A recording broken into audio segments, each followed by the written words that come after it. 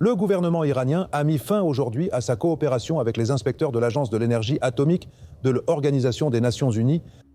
Au début de cette semaine, le ministre iranien des Affaires étrangères a déclaré que la sécurité des inspecteurs de l'agence ne pouvait pas être garantie après que les installations ont été attaquées par Israël et les États-Unis.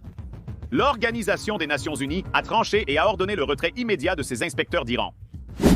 L'alerte rouge a été déclenchée après que le régime de l'ayatollah Ali Khamenei a suspendu unilatéralement l'accord avec l'Agence internationale de l'énergie atomique, ouvrant la voie à la reprise d'un programme nucléaire qui avait déjà été considéré comme clos après les attaques américaines. Avec le départ des inspecteurs internationaux, l'Iran obtient une liberté totale pour développer son arsenal atomique loin des regards du monde. La mesure extrême prise par l'Iran est considérée par les analystes militaires comme la première étape concrète de Téhéran vers la construction d'une bombe atomique. Et dans le contexte du Moyen-Orient, le moindre incident peut être le déclencheur d'une guerre. Bienvenue à Vie à la caserne.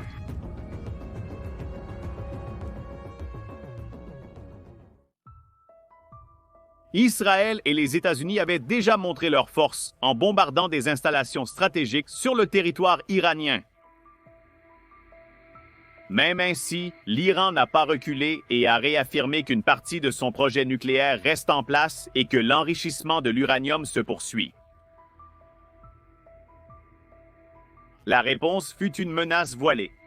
Abbas Araghchi, ministre iranien des Affaires étrangères, a déclaré que le pays reste dans le traité de non-prolifération des armes nucléaires, mais que désormais toute la communication avec l'Organisation des Nations Unies se fera par l'intermédiaire du Conseil suprême de la sécurité nationale, un organe contrôlé directement par l'ayatollah Khamenei.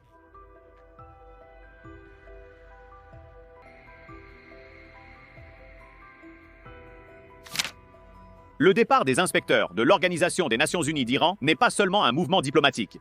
C'est un signe que même les Nations Unies ne croient plus à aucune garantie de paix venant de Téhéran.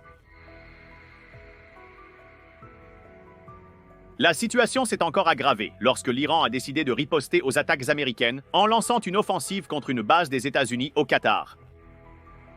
Bien que l'impact ait été minime, cette attaque iranienne avait été annoncée à l'avance, ce qui a permis aux troupes américaines de se préparer et d'éviter des pertes. Le message, plus politique que militaire, a intensifié les tensions entre les pays concernés.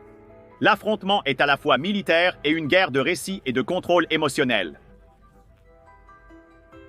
L'ayatollah Ali Khamenei, qui détient le contrôle suprême sur les forces armées et le destin du pays, reste caché. Selon des sources du renseignement, il a commencé à vivre dans des abris souterrains et a cessé de faire des apparitions publiques. Cela n'a fait qu'amplifier les rumeurs selon lesquelles quelque chose de plus important est sur le point d'arriver. Avec son autorité suprême et le contrôle absolu du régime, Khamenei est devenu la cible numéro 1 d'Israël. Les journaux israéliens rapportent que le Mossad mène des opérations de renseignement pour localiser le dirigeant iranien, ce qui expliquerait sa disparition des caméras et des événements publics.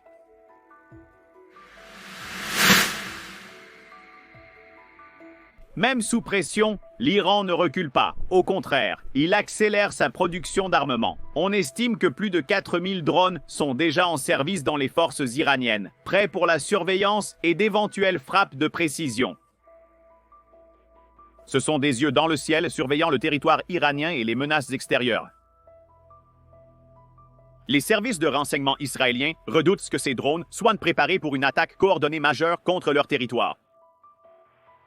L'inquiétude a augmenté après que l'Iran a commencé à déplacer ses missiles souterrains, l'un des plus grands arsenaux du Moyen-Orient. Les services de renseignement estiment que l'Iran possède environ 3000 missiles de différents types et portées. Ils seraient cachés dans des tunnels et des abris fortifiés, prêts à être lancés à tout moment contre des cibles stratégiques. Depuis le début de la nouvelle vague d'attaques, environ 370 missiles ont déjà été tirés par l'Iran selon les données d'Israël. Cela représente une perte significative, d'environ 20% de leur stock, mais cela montre clairement que leur capacité de représailles reste effrayante.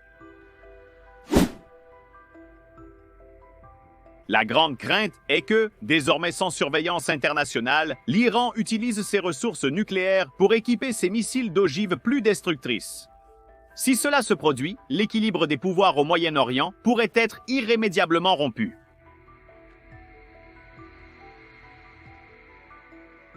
Les États-Unis restent aux côtés d'Israël, renforçant les bases militaires dans la région et déployant des systèmes antimissiles dans le Golfe Persique. L'objectif est d'éviter une surprise iranienne et de répondre rapidement à toute menace réelle. L'Organisation des Nations Unies, en retirant ses membres d'Iran, a signalé au monde qu'elle se prépare au pire.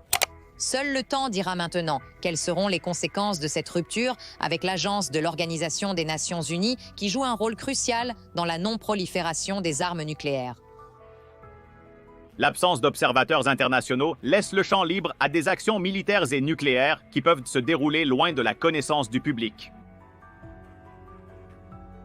C'est la première fois depuis des décennies que l'Organisation des Nations Unies abandonne complètement un pays doté d'un potentiel nucléaire actif. Cette mesure extrême révèle l'échec potentiel de la diplomatie. Israël, de son côté, continue de chercher un soutien mondial pour isoler l'Iran. Avec le soutien total des Américains, le pays renforce ses boucliers défensifs et maintient ses chasseurs F-35 en alerte maximale pour une éventuelle mission offensive.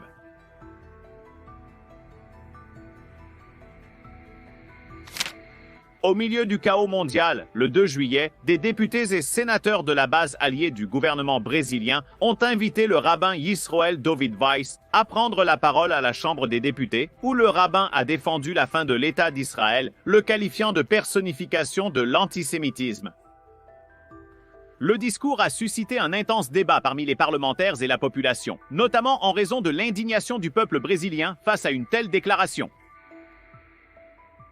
Le Brésil doit promouvoir la paix, sans s'impliquer dans des conflits pour soutenir des camps extrémistes, car en prenant parti pour le mauvais côté, il pourrait attirer l'attention de groupes susceptibles de considérer le Brésil comme une cible d'attaque.